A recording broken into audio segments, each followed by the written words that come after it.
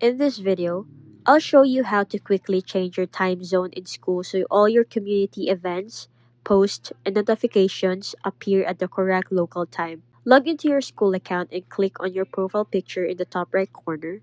Select Settings from the drop down menu. In the Settings panel, look for Account. This is where your personal preferences are stored. Now, click the time zone setting, which you will see right away.